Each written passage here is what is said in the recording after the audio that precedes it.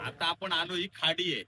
आपल्या कोकणात कसं आहे माहिती आहे, जेवढ्या मोठ्या खाड्या आहेत तेवढे तालुके फक्त बदललेले आहेत.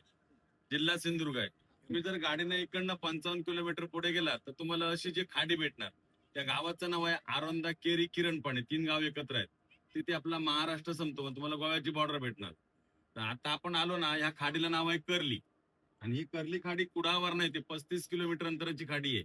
मालवण, वेंगुर्ला आणि कुडाळ ह्या 3 तालुक्याला जॉईंट आहे. या खाडीचं ना पावसात 4 महिन्यासाठी पाणी गोडं होतं. आणि आपल्या कोकणात 200% पाऊस असतो. कुडाळपासून जेवढा पाऊस पडतो त्या खाडी मार्गे पाणी समुद्रात जातं.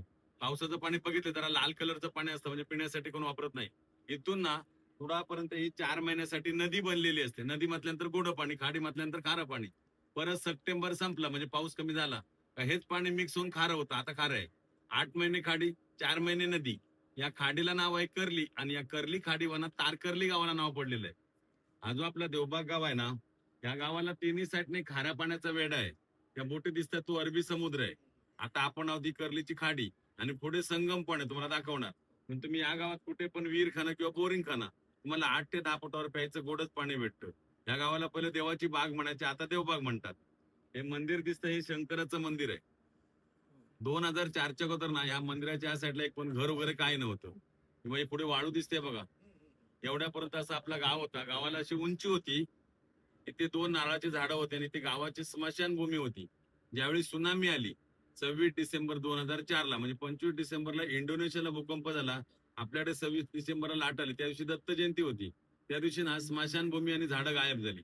आणि लाटाने इकडची वाळू जाऊन ना ते तिकडे एक बेट बनलं, आपण नंतर बघणार, त्याला सुनामी आयलंड म्हणतात. सुनामीच्या लाटामुळे ते बेट तयार झालं, म्हणून सुनामीची आठवण म्हणून त्याला सुनामी आयलंड नाव ठेवलं. किंवा आपल्या देवबाग गावात ना 4-4.5 फूट पूर्ण गावात पाणी घुसलेलं, बऱ्याच लोकांच्या घरामध्ये पाणी गेलेलं. सर्व विहिरी बोरिंगे खाऱ्या झालेले. 6 महिन्यानंतर पाणी काढून काढून क्लिअर झालं. तोपर्यंत 6 महिने ना या गावातून लोक वल्लवडीतून पाणी इकडे आणायचे, आंघोळीसाठी, जेवण बनवण्यासाठी आणि कपडे धुण्यासाठी. आणि गावात एवढी पडझड झालेली, 29 दिवसांनी गावात लाईट आलेली, एवढी झाडं पडलेली. फक्त एवढंच माणूस आणि काय झाले नाही, बाकी नुकसानी भरपूर झाली. तर आपला काय पॉईंट झाला, मी तुम्हाला 2 गावाची माहिती सांगितली.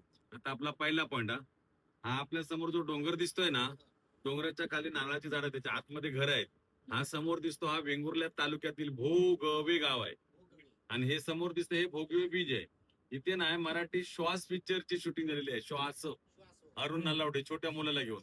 आणि 2 वर्षापूर्वी सचिन तेंडुलकरचा 50वा वाढदिवस या भोगवे बीचला झालेला आहे.